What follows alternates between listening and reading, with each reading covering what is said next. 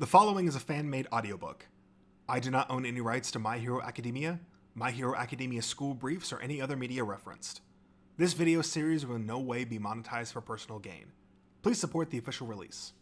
My Hero Academia School Briefs, Volume 3, Part 2, Dramatic Makeover. In one wing of the Yaoyorozu family's palatial mansion, a pile of several dozen cardboard boxes stacked like a pyramid seemed out of place within Momo Yaoyorozu's elegantly decorated room. Yaoyorozu sighed, relieved to be done with her packing at least.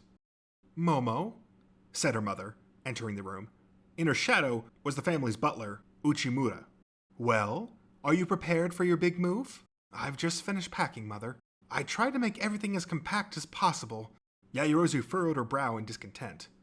Her mother wore a look of concern as well, but for a different reason. "Will you manage with so little? Did you pack a tea set large enough for your entire class, so that nobody feels left out at tea time? And how about your evening dresses?" Her mother's particular concerns did nothing to ease Yaoyorozu's expression. "Surely those things aren't necessary, Mother." She would never need to wear a dress to class, and a tea set with service for 8 was plenty. Besides, Yaoyorozu assumed that her classmates would each be bringing their own personal cups, saucers, and sugar bowls. "It never hurts to be prepared, Momo," said Mrs. Yaoyorozu flatly, which made her daughter start to doubt herself. "No, I suppose you're right. What if we were to have a party in class one day?" said Yaoyorozu. "Uchimura?" A word and a glance from the lady of the house prompted a small nod from the butler. He understood his employer's wishes without a further explanation. "Another cardboard box, ma'am, of course. I've also been informed by UA that a maid may not accompany Miss Momo within the dormitory, so I've taken the liberty of purchasing the latest models of household appliances," said Uchimura. "All of which are sure to be useful for the other students as well. Wonderful! We mustn't forget entertainment. The contents of the playroom will have to be packed as well. Please understand, the school dormitory will be a place of education and training. We're meant to be as self-sufficient as possible," said Yaoyorozu, objecting to her mother's frivolous additions to her packing list. "Miss Momo, are you quite sure?" "Oh, Momo." Tears welled up in her mother's eyes. "Forgive me. I never expected you to be leaving the nest this soon, so I can't help but worry." "How impertinent of me to presume to advise," lamented the butler, hanging his head. "Mother, Uchimura," said Yaoyorozu, feeling the love and running up to them. "I'm sorry, but thank you for understanding, and the sentiment is very much appreciated. You'll be all grown up soon, Momo. But yes, of course. If you take nothing else, at least accept this gift, purchased to commemorate your new life in the dormitory. Uchimura?" "Ahem," said Uchimura, signaling the maids in the hallway to wheel in the handcart, with about 10 more cardboard boxes. Yaoyorozu opened up one and found it was near bursting at the seams with new books.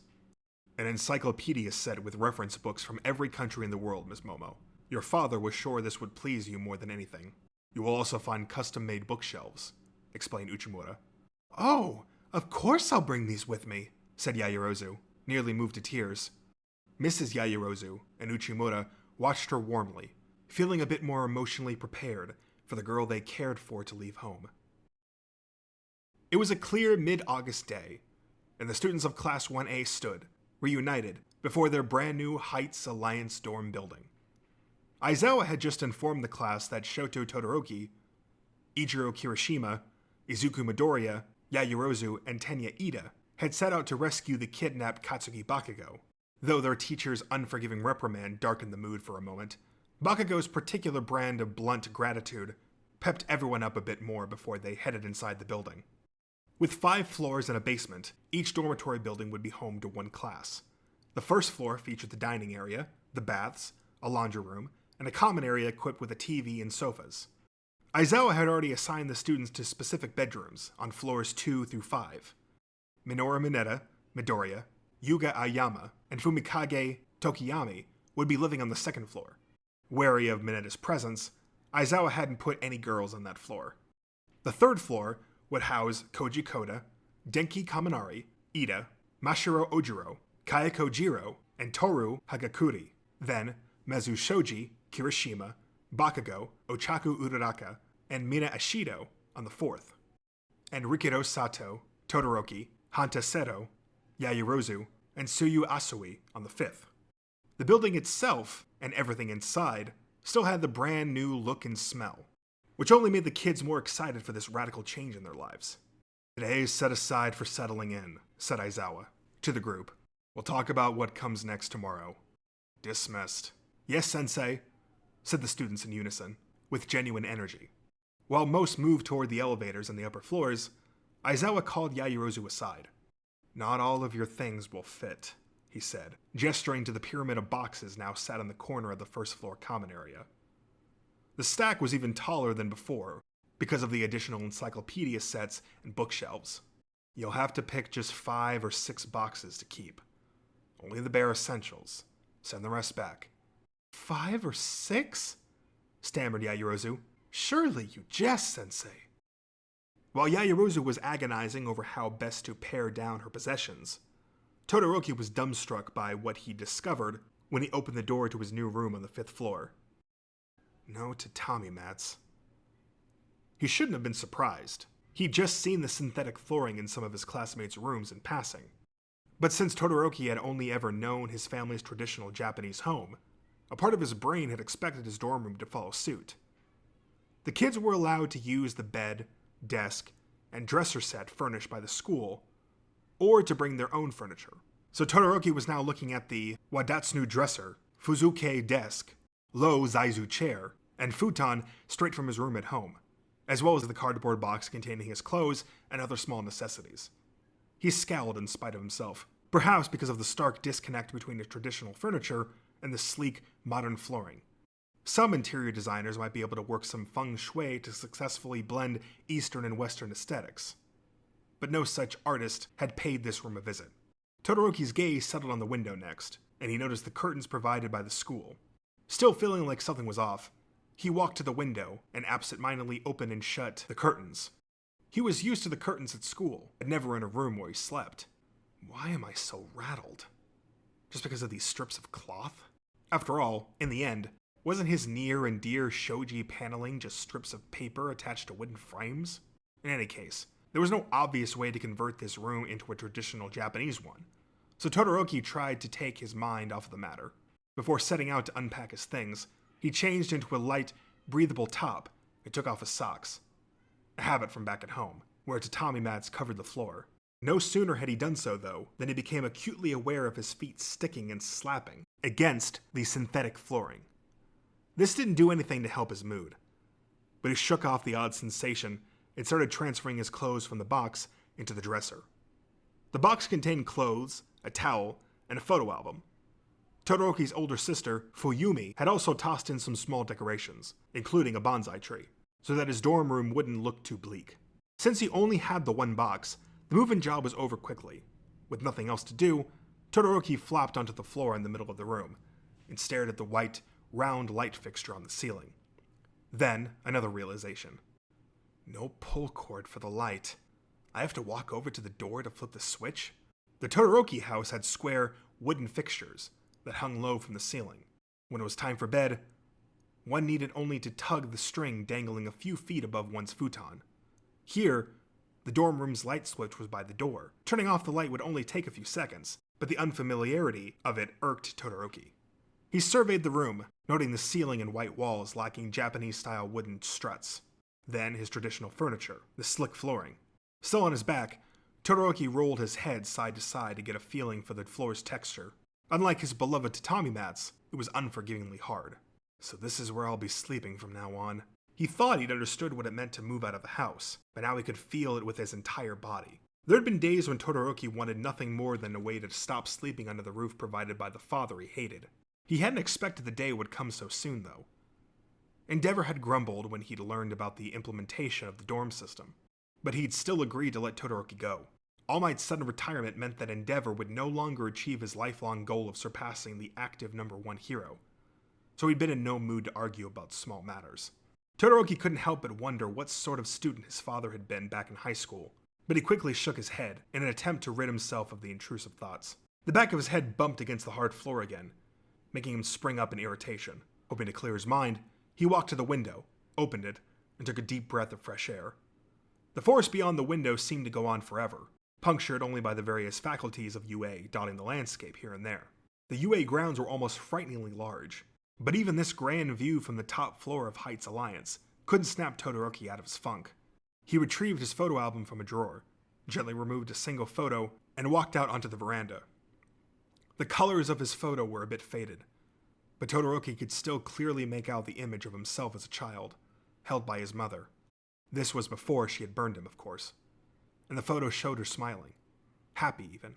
Todoroki had once hated photos like this one, since they only reminded him that his mother would probably never smile like that again. It was different now, though, since he'd already been proven wrong.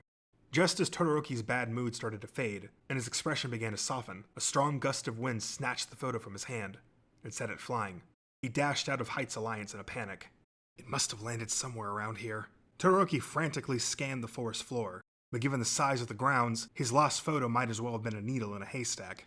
He followed the paths leading to the scattered facilities, but came up with nothing. Go. Suddenly, he heard a metallic clanking from off in the distance. A fist-sized device came zooming at Todoroki, who tossed up a quick ice wall to defend himself. The object smacked into the ice and fell to the ground. What the hell? Ah, my sweet baby! The voice came from support course student Mei Hatsume, who burst out of the trees in her trademark tank top and massive goggle headgear. It took him a second, but Todoroki recognized her as a fellow competitor from the sports festival and handed her the small machine. Thanks! This little one's my 48th precious baby. Perfect if you need to capture a villain and... Oh no, my baby! Hatsume gasped, as what must have been another one of her machines flew by. Some also rumbled and rolled over the ground in the surrounding forest. Wait up, baby! She cried, running after the device. There's some more over there too, said Todoroki, who, putting two and two together, realized that what Hatsume called babies were actually just her inventions. Round them up for me, would you? Huh? For real? Hatsume ignored Todoroki's protest and ran out of sight. It took him a moment to process the situation. Sure, the machines clearly mattered to her, but he was out here looking for something important too. Another gust of wind disrupted the branches of nearby trees. Getting caught up in Hatsume's business just meant giving the photo more time to get blown to who knows where. Still, he placed a wall of ice in the path of one incoming machine, stopping it in its tracks. There, he'd contributed. Todoroki ran off in search of his photo again, but he could still hear the clanging coming from somewhere in the forest. Many of Hatsume's machines were roving about the forest, and Todoroki started to doubt himself. He recalled his classmate Ida. When Todoroki and the others had set out to rescue Bakugo on their own, the straight-laced Ida had opposed the situation vehemently enough to lose his usual composure. He was dead set against the group of students possibly getting caught up in battle, so in the end, he had agreed to join the rescue effort as a sort of monitor. Ida's older brother had nearly been murdered by the hero killer Stain. But even if that history hadn't driven his decision, the class president's serious nature was bolstered by a heavy sense of duty and responsibility. Todoroki stopped and spun around, because the answer was obvious. Ida would help a person in need without a moment's hesitation, as would anyone hoping to become a hero. The photo still weighed on his mind, but Todoroki followed the sounds and got to work with his ice walls. Meanwhile, in a room on the third floor of Heights Alliance, Ida was pondering how best to organize his many books. Alphabetically? By author's last name? Or perhaps by topic? Or by publisher? Should I take the number of times I've read each book into consideration? Or can I simply arrange them by size? But what about... Ida gasped. I could very well angst about this all day, and there'd be no end to it. As class president, I ought to help the others get their rooms sorted. In the meantime, my books will be just fine arranged by spine color. He began to place his books on shelves with unusual efficiency. Yes, dorm life would suit the class president just fine. Thanks for helping me round up my super cute babies, said Hatsume. After collecting the nearby machines, Todoroki and Hatsume had met back up and introduced themselves.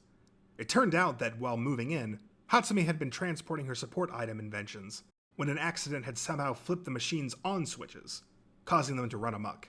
You mean you made all of these? Wow.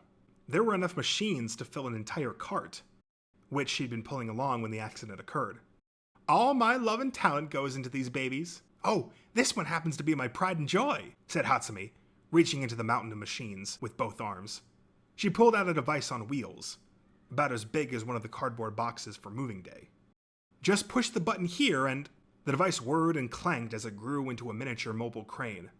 It might look compact, but I made this baby to capture gigantic villains. See the tip on the long boom? It shoots wires that even the rowdiest villains couldn't shake loose from. Awesome, right? Oh, or how about this gauntlet? It's a baby that'll multiply your grip strength 10 times over and let you go toe-to-toe with muscle-bound villains even. And then there's this one, which... Hatsume's love for each and every one of her dear inventions was on full display. Todoroki listened patiently to her lengthy, exuberant explanations, and only spoke up once she was finished. So, this is all of them. Let me see, said Hatsume, surveying the pile. Her eyebrows twitched. Still missing one. What'd it look like? It's a teeny tiny baby, but way heavier than you'd think. My thought was, you could somehow attach it to a villain, so they can't make a run for it so easily. How small are we talking? About as big as a cherry, if fruit's your thing. A cherry? Said Todoroki, as he scanned the area. Something that heavy couldn't have rolled too far, right? True. I'll use my quirk to look for it, since my eyes can zoom in from up to 5 kilometers away. Sure, and I'll check behind the trees, and wherever else you can't see. They began to search, but before peeking behind too many trees, Todoroki remembered his own predicament. Oh, and if you spot a photograph on the ground, let me know. A photo? Sure thing. Is that what you were out here looking for in the first place? My, what are you two kids doing out and about? I thought today was the big move-in day. The third voice came from youthful hero Recovery Girl, whose efforts to stay fit led her to take brisk walks around the school grounds. Hatsume explained the situation to the aged school nurse. I would be happy to help you look, said Recovery Girl, who joined the hunt and began checking behind trees with Todoroki. Not over here. Ah! Cried Recovery Girl, tripping over a tree root. Todoroki lunged to catch her, but she kept herself upright with some quick footwork. Todoroki's rescue attempt earned him a smile from Recovery Girl. Ready to save me, were you? Thank you. But I've got more pep in my step than that yet. She stared a bit harder at Todoroki. It still hasn't hit me that Endeavor's boy is so grown up already. Huh? I've been at UA a long time, you know. Known your father since he was a student here. This mention of his father darkened Todoroki's face, as if by reflex. I was always treating him for scrapes, cuts, and bruises back in those days. The boy put himself through the ringer, hoping to be the #1 hero someday. Recovery Girl's reminiscence triggered Todoroki's memories from childhood and beyond. The sound of his father's voice shouting at him.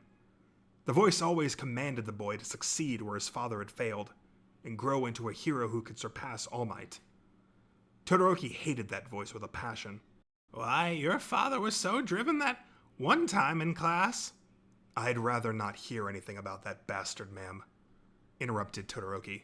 Recovery Girl's face softened, and she gave the boy an apologetic smile. Yes, of course. I am sorry. Nobody picks their family, I suppose. Todoroki felt himself growing gloomier by the minute. It wouldn't be until the upcoming provisional license exam that he'd face head-on his own frustration and inability to process these feelings about his father. A loud beeping, almost like a warning signal, sounded from the road beyond the trees, followed by Hatsume's voice saying, Hang on, that's weird. Now what could that be? Said Recovery Girl, trotting off towards the source of the noise. Still grappling with his thoughts, Todoroki watched the school nurse walk away and decided to keep searching among the trees. Behind one large tree, his foot snagged on something, and he pitched forward. He was sure it was another root, but he turned to find that he'd tripped over a round object the size of a large cherry. He tried to pick it up, but it wouldn't budge. This had to be Hatsume's deceptively heavy support item.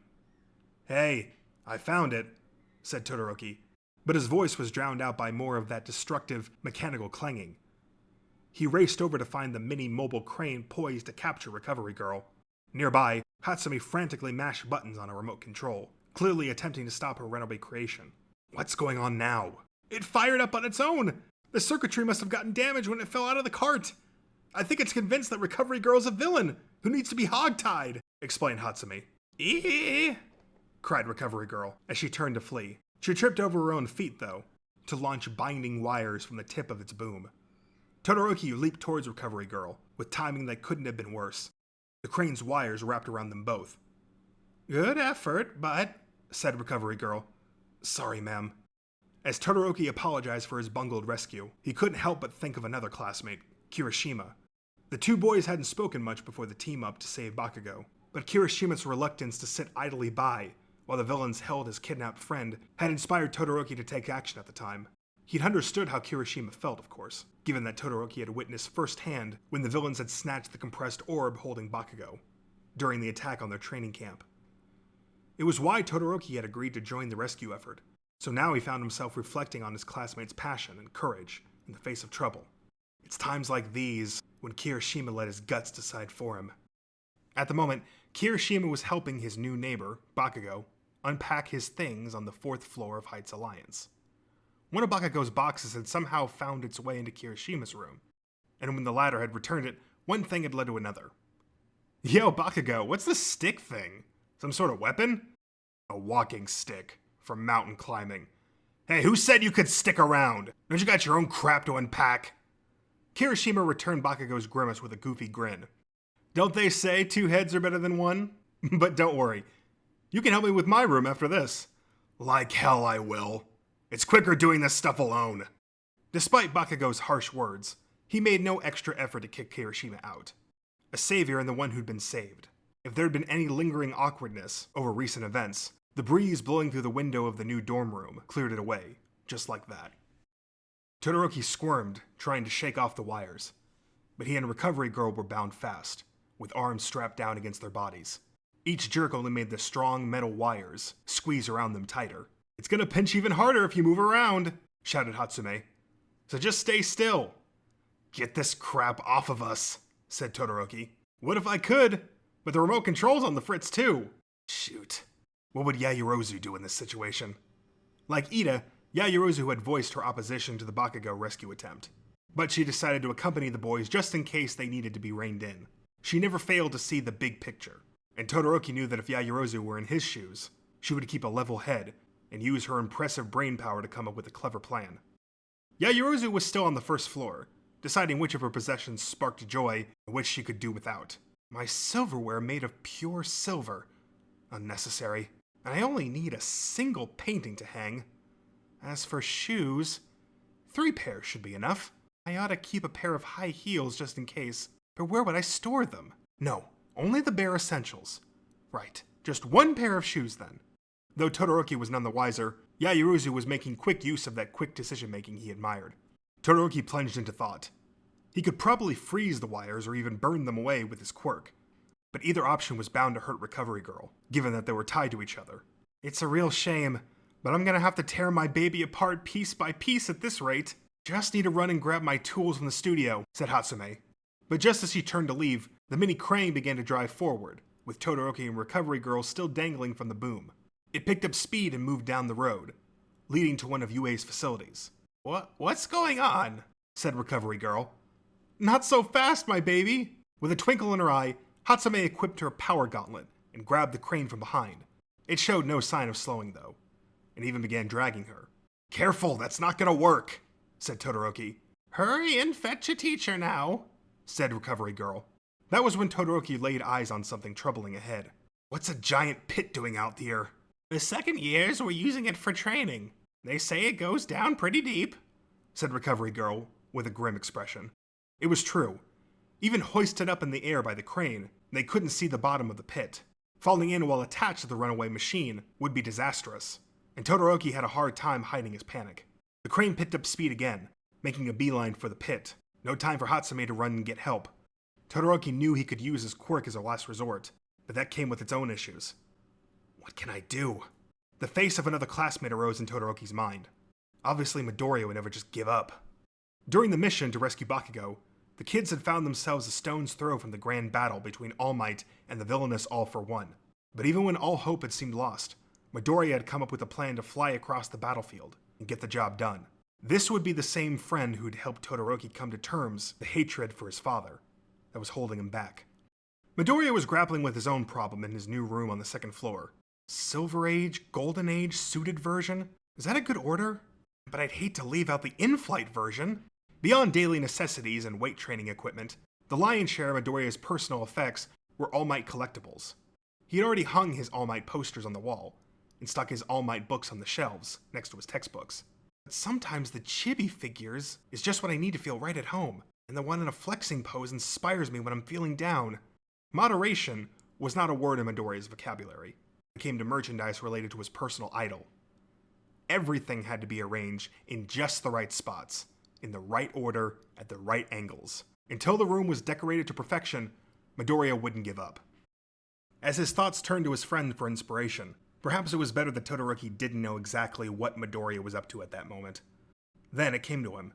He swung around toward Hatsume, who was rummaging through a pile of machines looking for a solution, and shouted, "Get your heavy cherry and toss it to me!" "Huh?" "Quickly, it's behind that biggest tree. Right over there." "No clue what you're thinking, but sure, fine," said Hatsume, as she dove into the trees. She spotted the weighted ball without much trouble, and picked it up with her gauntlet. With the aid of some leg-enhancing armor, she dashed back to the crane at full speed. "I've got it! You really want me to toss it to you?" "Yeah, aim it right at my mouth." Without missing a beat, Hatsume activated her quirk, Zoom, and zeroed in on Todoroki's open mouth, before pitching the cherry-sized weight with all her strength. Todoroki caught the ball in his mouth, and used the momentum and new center of gravity to swing his body to the side. The mini-mobile crane's wheels on the opposite side lifted off the ground, so for a moment, it was driving on only 2 of the 4 wheels. With the yawning pit already a bit too close for comfort, the crane began to topple.